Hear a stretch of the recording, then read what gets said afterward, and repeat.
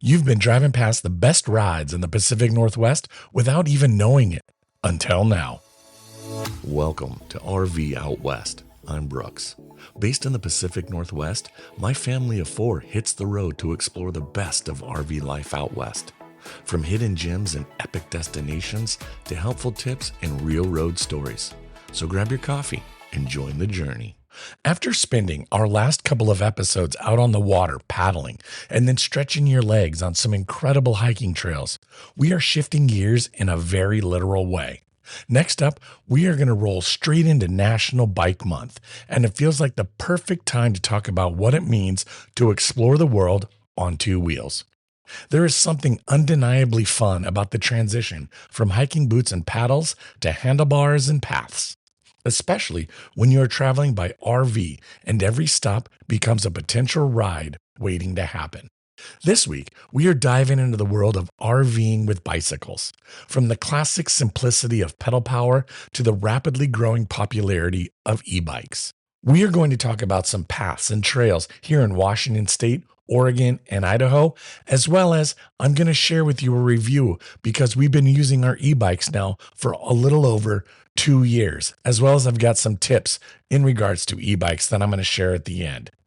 So if you are just simply cruising around a campground loop, looking to explore small towns, or find connecting trail systems right from your campsite, bikes will add a whole new layer to your RV lifestyle. Every May, National Bike Month, led by the League of American Bicyclists, celebrates cycling as a fun and healthy and sustainable way to get around. It is all about getting more people on two wheels while building awareness around bike safety and better infrastructure in communities across the country. And honestly, it is the perfect excuse to ride more, explore more, and rethink what is possible on a bike. That is where this all comes together. National Bike Month sets the stage for something bigger, especially for RVers looking to expand how they experience the places they visit. Bicycles and e-bikes are opening the door to longer rides, easier climbs, and a new kind of adventure that used to feel out of reach. If you have been thinking about bringing a bike along on your travels or finally putting one back into rotation, consider this your nudge. This is a moment to build momentum, embrace movement, and rediscover just how good it feels to roll on two wheels.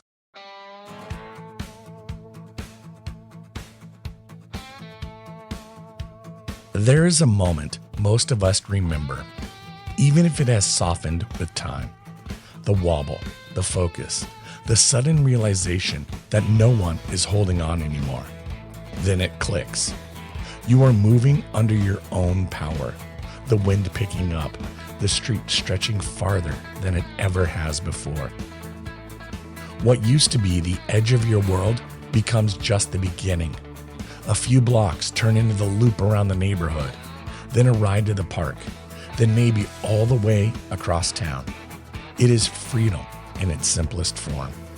A quiet kind of independence where every turn is yours to choose and every mile feels like something you've earned. That feeling never goes away. It just gets tucked somewhere in the background, waiting for the next time you swing a leg over your bike and push off. And here in the Pacific Northwest, there may be no better place to rediscover it. From coastal paths to forested rail trails and cool urban routes, this region is packed with rides that invite you to slow down, explore, and see this landscape in a whole new way.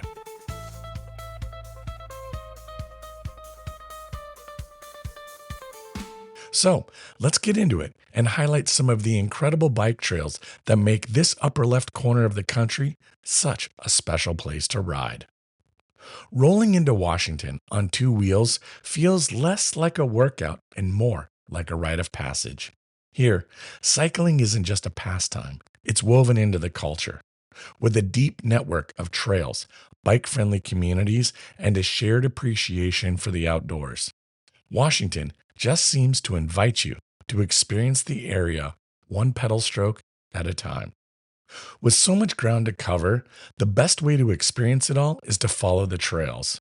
From waterfront paths to forested rail trails and epic mountain routes, these rides offer a front row seat to the landscapes that make this region unforgettable.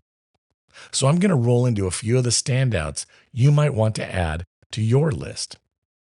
The Olympic Discovery Trail stretches across Washington's Olympic Peninsula, ultimately spanning more than 130 miles from Port Townsend to La Push, with many completed and rideable sections along the way. You will experience an incredible variety of terrain, from paved waterfront paths hugging the Strait of Juan de Fuca to quiet rural roads and forested stretches near Olympic National Park. One of the most iconic features is the sweeping curve of the Port Angeles Waterfront Trail, offering panoramic water views and frequent wildlife sightings. The trail is largely non-motorized and family-friendly, though some segments include gentle elevation changes and mixed surfaces that can add a bit of adventure. With its blend of coastal sceneries and small towns and access to wild landscapes, it's one of the Pacific Northwest's most memorable long-distance rides. The Spruce Railroad Trail is a beautifully restored lakeside ride along the northern shore of Lake Crescent, offering a smooth, wide gravel surface that's ideal for bikes of all kinds.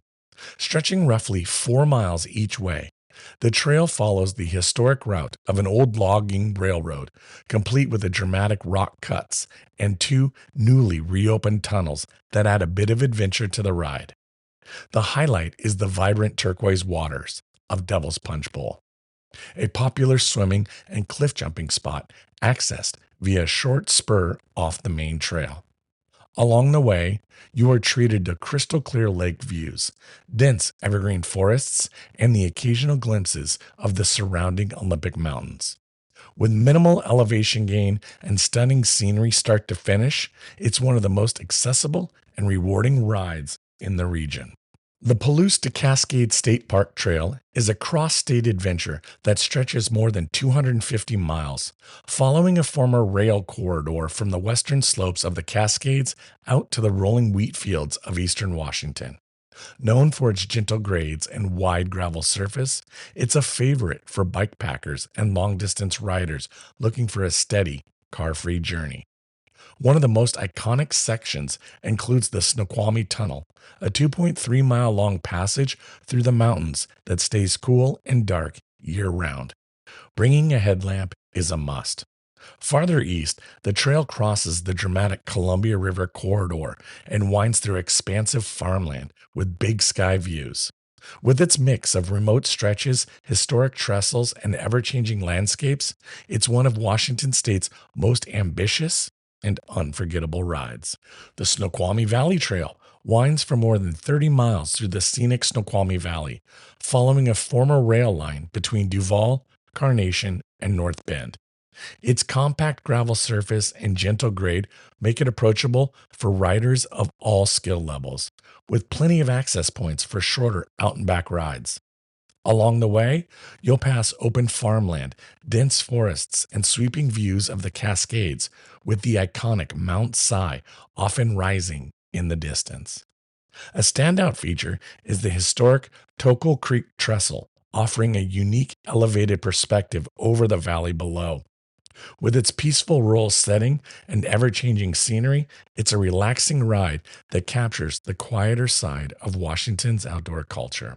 The Spokane River Centennial Trail stretches roughly 40 miles from the Idaho state line through Spokane and out to 9 Mile Falls, offering a mostly paved, multi-use path that's perfect for road bikes and casual riders alike. Following the Spokane River for much of its route, the trail delivers constant water views, shaded sections, and a mix of urban and natural scenery.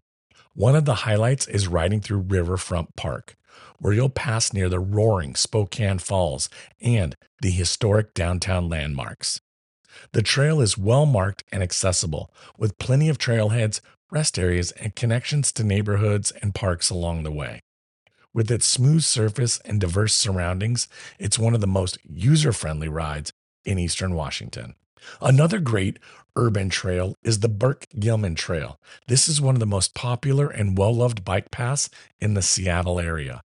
Stretching about 27 miles from Seattle through lakeside neighborhoods to Bothell and beyond, this mostly paved, multi use trail follows a former railroad corridor, offering a smooth and accessible ride for cyclists of all levels. Along the way, you are treated to scenic views of Lake Washington and Lake Union along the lively stretches near parks, breweries, and the waterfront hangouts. The trail also passes through the vibrant University District, making it a great option for people watching and quick stops because there's a lot of great food in the U District. With its mix of urban energy and natural beauty, it is a quintessential Seattle ride that showcases the region's strong cycling culture. Leaving Washington behind, the rhythm of the ride shifts as you roll into Oregon, where cycling culture feels just as strong, but with its own distinct vibe. Here, it's less about weaving through bustling corridors and more about wide open coastal highways, quiet vineyard roads, and high desert routes that stretch for miles under a big sky. Bike touring runs deep in Oregon's DNA, supported by welcoming small towns, scenic byways, and a long standing commitment to riders of all kinds. If you're choosing to hug the rugged Pacific coastline or pedal through pine forests and volcanic landscapes, this is an experience that feels very immersive and unhurried.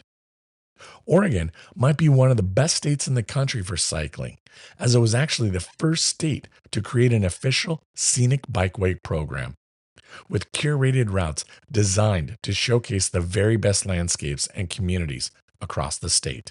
So, with that in mind, let's talk about some of these trails. The Banks Vernonia State Trail is a 21-mile paved rail trail in northwest Oregon that follows a former railroad corridor through the Coast Range between the towns of Banks and Vernonia. It begins just outside the Portland metro area in Banks, about a 40 to 50-minute drive from Portland, then climbs gradually through forested hills, rural farmland, and deep evergreen canopy before ending in the historic logging community of Vernonia. The route is fully non-motorized and designed for cyclists, walkers, and equestrians, with a smooth asphalt surface and gentle railroad-grade slopes that make it accessible for most riders. Along the way, it crosses 11 trestle bridges and passes through quiet, heavily wooded stretches that feel surprisingly remote, given its proximity to a major city. The Willamette Valley Scenic Bikeway is a designated 134-mile cycling route that runs through the heart of Northwest Oregon, connecting Oregon City to Eugene, while tracing the fertile Willamette Valley. Unlike a single dedicated trail, it follows a mix of low-traffic county roads that weave through farmlands, vineyards, and historic small towns. You will experience a steady rhythm of rolling terrain with sweeping views of the Willamette River corridor and the Cascade Mountains rising off in the distance. The route passes through agricultural hubs, wine country, offering frequent opportunities to stop in welcoming communities like Salem and Corvallis. As one of Oregon's premier long-distance rides, it blends scenic beauty with cultural stops, making it a favorite for both touring cyclists and weekend explorers. The McKenzie Pass Scenic Byway is a legendary high-elevation cycling route in central Oregon that climbs over 3,000 feet through the Cascade Mountains between the towns of Sisters and McKenzie Bridge. The route follows the dramatic McKenzie Pass, where you will ascend through a dense forest before breaking out onto a surreal volcanic landscape of black lava fields and jagged rock formations. One of the most iconic features is the historic D. Wright Observatory, built from lava rock and offering panoramic views of the surrounding peaks. The road is typically closed to cars for much of the cycling season, giving you a rare sense of solitude and immersion in the high desert to alpine transition zone. With its steep climbs, thin air, and otherworldly scenery, it's widely considered one of the most unforgettable bike rides in the Pacific Northwest. The Springwater Corridor is a 21-mile paved rail trail that runs through the southeast side of Portland, connecting the city's urban core with outlying communities like Gresham and Boring. Built along a former railroad line, it offers mostly flat, car-free route that's ideal for commuting, casual rides, and longer recreational outings. You'll travel through a diverse mix of environments, from industrial edges and city parks to quiet wetlands and stretches of open green space along the Johnson Creek. The trail also connects directly to other major bike routes in the Portland network, making it a key spine in the region's cycling system. With easy access, smooth pavement, and a blend of urban and natural scenery, it's one of the most heavily used and versatile bike paths in the area. The Deschutes River Trail is a scenic multi-use path that follows the winding Deschutes River through the high desert landscape of Central Oregon, with popular sections running through Bend. The trail is a mix of paved and natural surface segments, offering you a varied experience that shifts between smooth riverfront cruising and more rugged dirt path riding. Along the way, you are treated to constant views of volcanic rock formations, pine forests, and the clear, fast-moving waters of the Deschutes River. Wildlife is common here, with frequent sightings of birds of prey, deer, and river otters, depending on the season. With its close proximity to downtown Bend and its immersive natural setting, it's one of the most accessible and rewarding rides in Central Oregon. If there's one ride in Oregon that feels almost unreal, it's Ride the Rim at Crater Lake National Park. This is not your typical bike ride. For a couple of days each September, the park closes a 25-mile stretch of rim drive to vehicle traffic, handing it over entirely to cyclists and pedestrians. What you get is pure, uninterrupted riding along the edge of the deepest lake in the United States, with nonstop views of the impossibly blue water, sheer volcanic cliffs, and peaks rising in the distance. It is quiet in a way that is hard to describe. No engines, no rush. Just the sound of your tires on pavement and the occasional call of a bird echoing across the caldera. The ride itself is no joke. High elevation, thin air, and plenty of climbing make it a challenge. But that is part of what makes it memorable. You earn every outlook, every sweeping vista, every moment where you stop and just take it all in. And yet, because it is a shared celebration of cycling, it feels welcoming whether you are pushing your limits or just taking it slow. For RVers especially, this is the kind of experience you build a trip around. Time it right, plan your stay nearby, and you are not just going out for a ride, you are stepping into one of the most iconic cycling events in the Pacific Northwest. From the lush forest and vineyard-lined valleys of Oregon, the landscape gradually shifts as you head east into a different kind of riding terrain in Idaho. Here, the scenery opens up into wide river valleys, rolling foothills, and rugged mountain backdrops, where the road feels quieter and the horizons stretch even farther. Cycling in Idaho carries a strong sense of space and simplicity, less crowded, more expansive, and often deeply connected to rivers like the Snake and Salmon that carve through the state. It's a place where you can log serious riders with minimal traffic and maximum views, from along greenbelt paths or remote back roads. With that in mind, let's shift into some of the standout trails and routes that define what it means to ride your bike in these parts of the Northwest. The Route of the Hiawatha is a 15-mile rail-to-trail ride located in the Bitterroot Mountains of northern Idaho, near the Montana border. It follows a historic railroad grade through the former Milwaukee Road line, making it a gentle, downhill ride when starting from the east entrance near the Idaho-Montana state line. One of the most famous features is the 1.66-mile St. Paul Pass Tunnel, a dark, cool passage that requires a light and adds a dramatic element to your ride. Along the route, you'll cross high trestle bridges that overlook deep forested valleys and navigate a series of scenic switchbacks carved into the mountainsides. With shuttle access, stunning alpine scenery, and a well-maintained gravel surface, it is widely considered one of the greatest rail-to-trail experiences in the United States.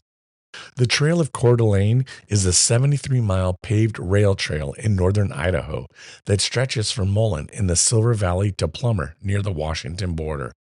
It follows a former railroad corridor through a diverse landscape of mountains, wetlands, and open prairie, offering a smooth, mostly flat ideal ride for all skill levels. A defining feature of the trail is its close connection to the Coeur d'Alene River, where you'll often pass reflective water views, marshlands, and abundant bird life.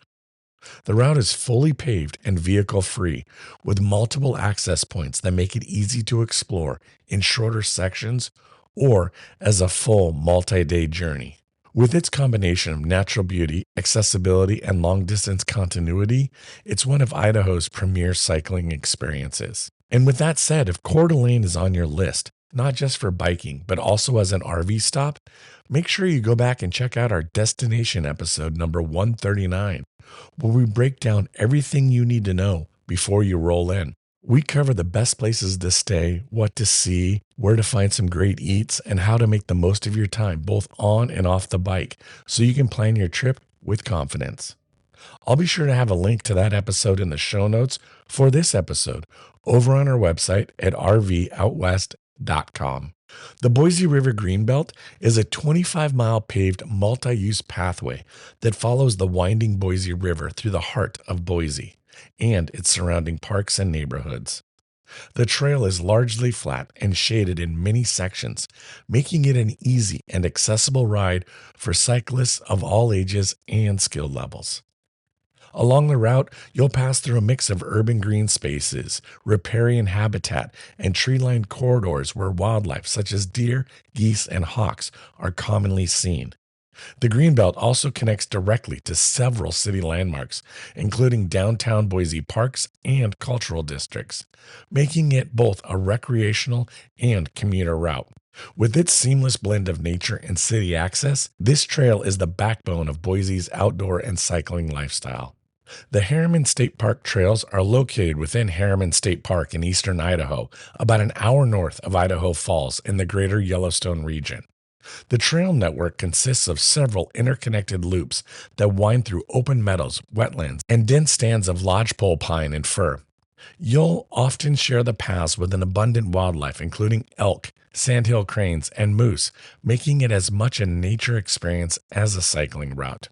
While not a high-speed riding destination, the terrain is relatively gentle, with gravel and dirt surfaces suited for relaxed exploration rather than technical riding. With sweeping views of the surrounding Teton and Yellowstone ecosystems, it offers a quiet, immersive escape into one of Idaho's most pristine landscapes. We've been cruising some of the best bike trails in the PNW, and after the break, we're diving into e-bikes with our full review of the Electric XP 3.0, so stay tuned. The RV Out West newsletter keeps you connected between episodes.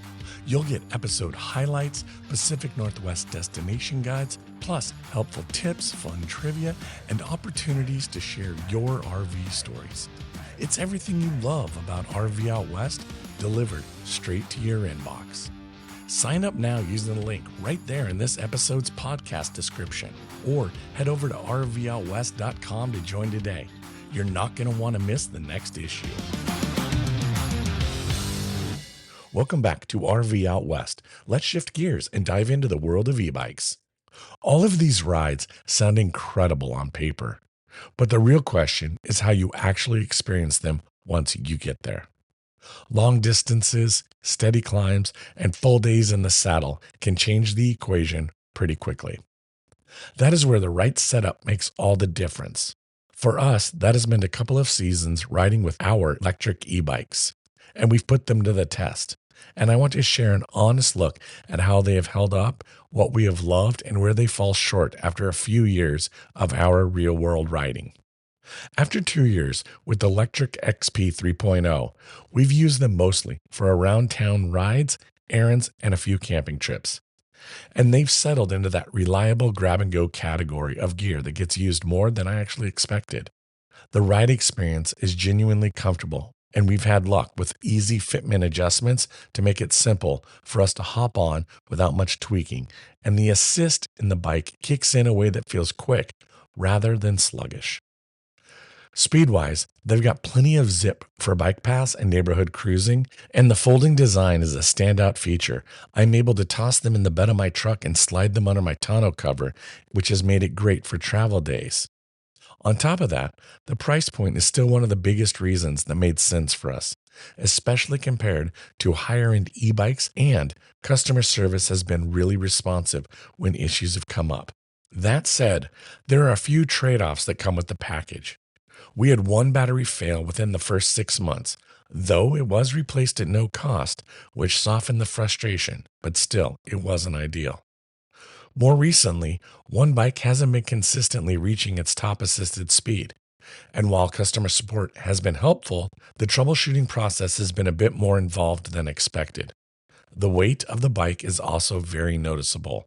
These are not light bikes, and carrying or loading them takes effort, even with the folding frame.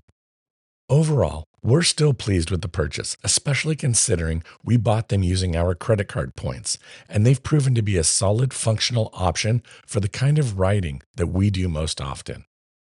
Having spent time on the road and off of it with our e-bikes like the Electric XP 3.0, a few patterns start to show up beyond just the specs and first impressions. The real learning comes from day-to-day use, how they handle hills, how battery life shifts with terrain, and what it's like to load, store, and actually live with them on trips or quick rides around town. So if you're new to e-bikes or just looking to get more out of your setup, I've got a few practical tips and habits that can make a big difference in comfort, range, and overall ride experience. E-bikes, like the Electric XP 3.0, are pretty low maintenance compared to a car, but they do benefit from a bit of regular attention if you want them to stay reliable and fun to ride. The biggest habit that pays off is battery care. Try not to consistently drain it to zero, and avoid storing it fully depleted for long periods. Keeping the battery at a moderate charge level when not in use, especially during the winter and other colder months, helps extend its lifespan. It's also worth checking tire pressure more often than you would on a standard bike, since proper inflation makes a notable difference in range and ride comfort. A quick wipe down after a wet or dusty ride, plus occasional chain lubrication, goes a long way in keeping the drive chain smooth and quiet. On the riding side, e-bikes reward a slightly different approach than traditional bikes. Because the motor does a lot of the work, it's easy to rely too heavily on higher assist levels. But mixing in lower assist or pedal-only riding can improve battery range and give you more control over how the bikes handle terrain. You should also be aware that e-bikes are heavier and carry more momentum, so braking distances are longer and cornering requires a bit more planning, especially on descents or loose surfaces. If you're traveling with them, double check rack or truck bed securement, since the extra weight can shift more than expected. Once you get into a rhythm, though, they open up a very relaxed way to explore, less strain on climbs, more range for longer rides, and the ability to turn a casual outing into a much bigger adventure without much extra effort. Across a growing number of towns and cities, e-bikes are starting to land in a regulatory gray zone that's changing quickly. While most traditional Class 1 through 3 e-bikes still do not require registration in a majority of U.S. states, some municipalities are introducing stricter local rules that limit where they can be ridden or how they are classified, especially on shared trails and multi-use paths. In a few more aggressive cases, cities and states are even exploring requirements for registration, licensing, or insurance, treating high-powered e-bikes more like mopeds and motor vehicles rather than bicycles. These changes are often driven by safety concerns, rising e-bike speeds, and confusion between standard pedal assist bikes and modified high-power electric motorcycles. Because of this patchwork of evolving rules, it's more important than ever to assume regulations can change from one community to the next. What's allowed on a regional trail system or in a city park may be restricted just a few miles away. Before heading out for a ride, especially in unfamiliar areas or when crossing city or county lines, it's worth quickly checking local e-bike and trail rules so you don't run into surprises or restricted access.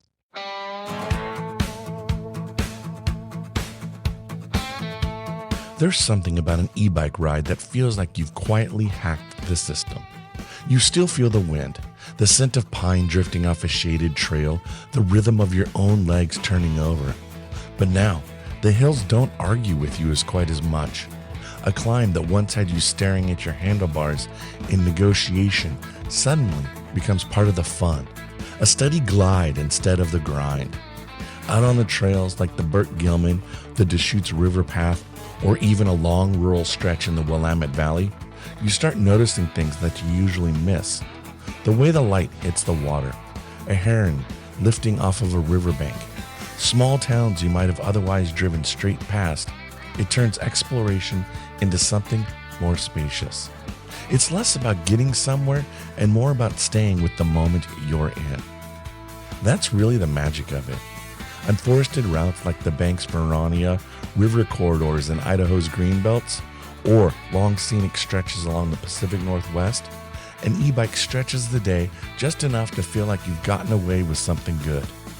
You'll ride farther without thinking about it, stop more often without feeling like you're losing momentum, and the whole experience shifts towards attention instead of effort.